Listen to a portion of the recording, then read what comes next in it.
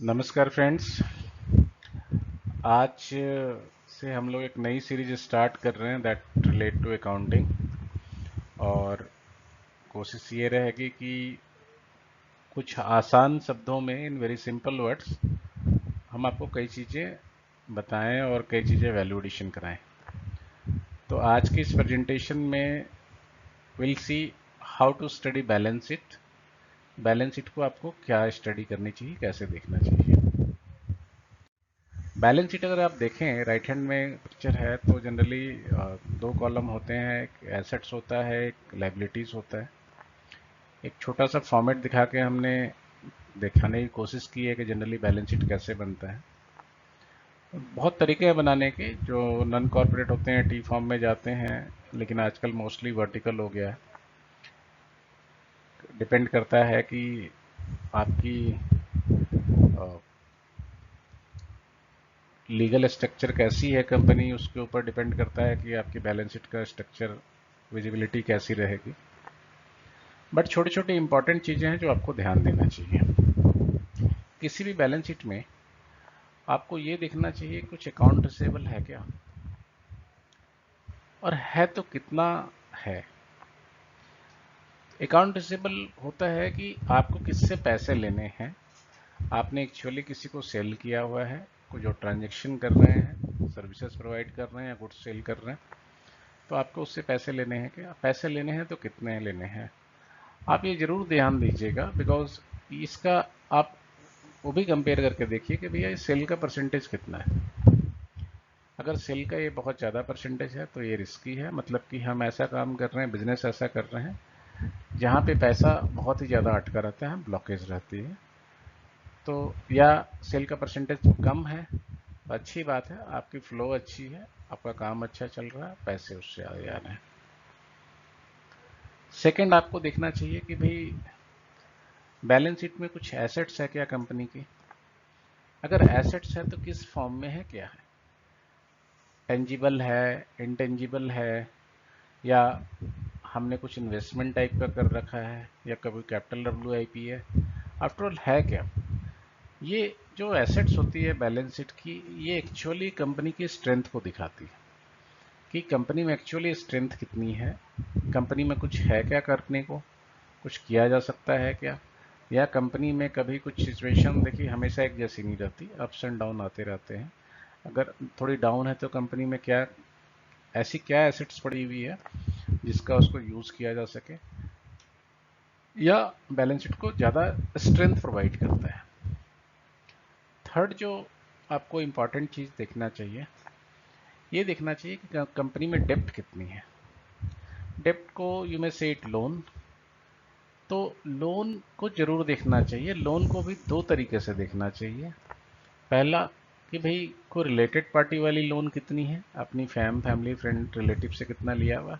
दूसरा, एक्सटर्नल कितनी डेप्ट है।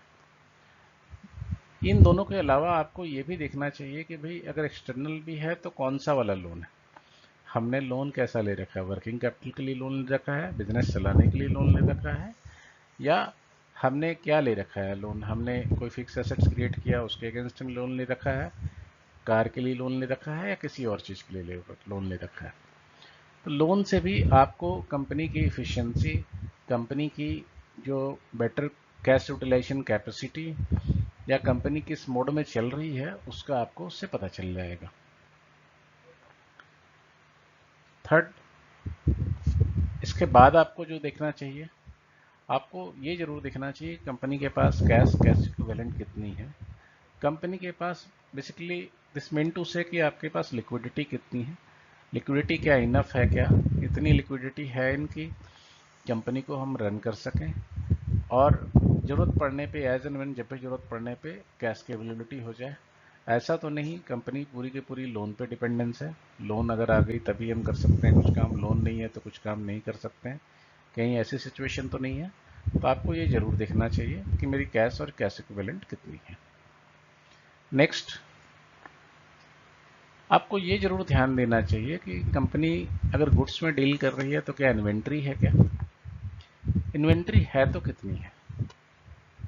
अगर इन्वेंट्री है और कितनी है, अगर आप इसको देखेंगे तो आप दो चीज़ जरूर कीजिए। पहला, आप उसको कंपेयर कीजिए पिछले साल से कितना कम हुआ, ज़्यादा हुआ।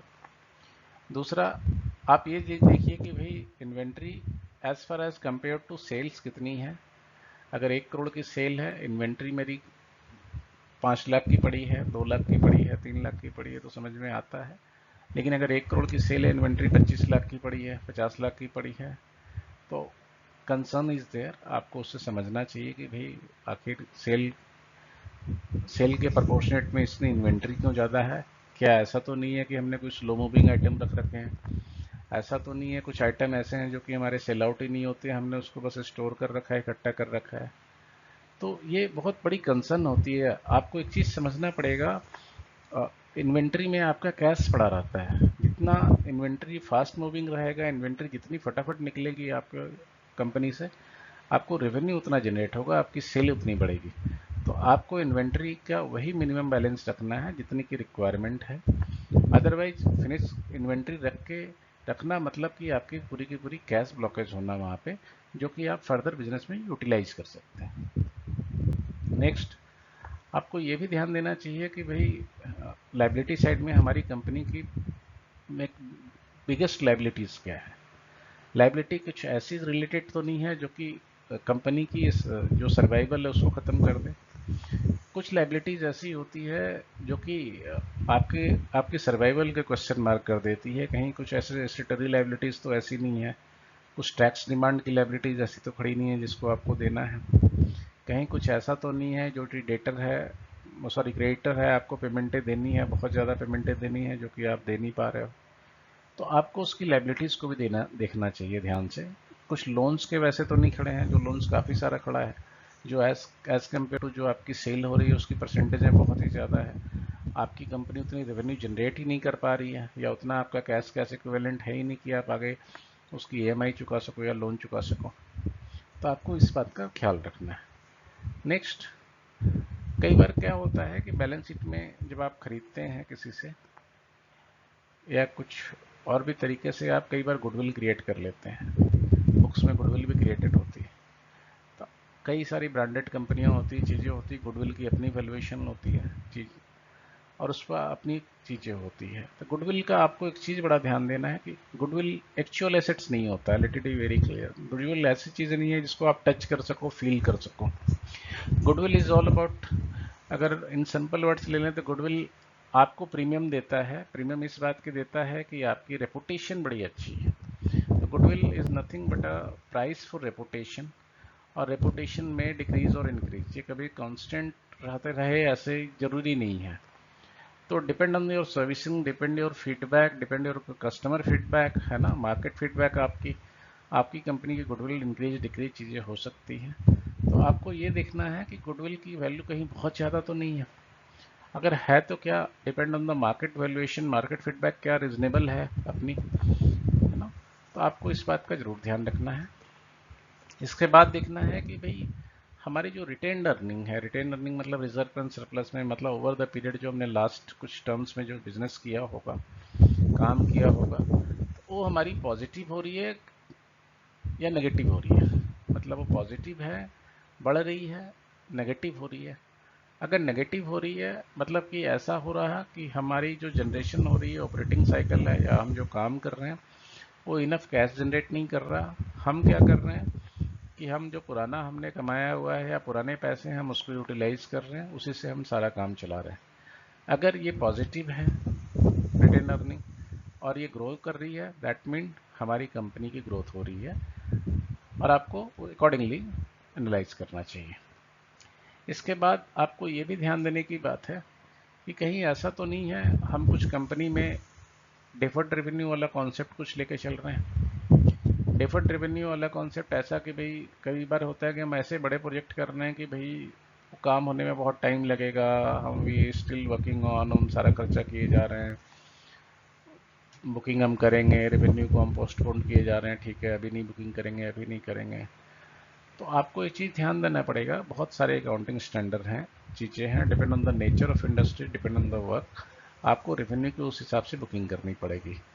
आपको ये भी जरूर देखना पड़ेगा, अगर if there is a case of deferred revenue, तो व्हाट वाज द रीज़न। आपको थोड़े इसके थिन लाइन में जाना पड़ेगा, आपको बैलेंस शीट के नोट्स देखने पड़ेंगे, उससे रिलेटेड चीज़ें पढ़ने पड़ेंगे।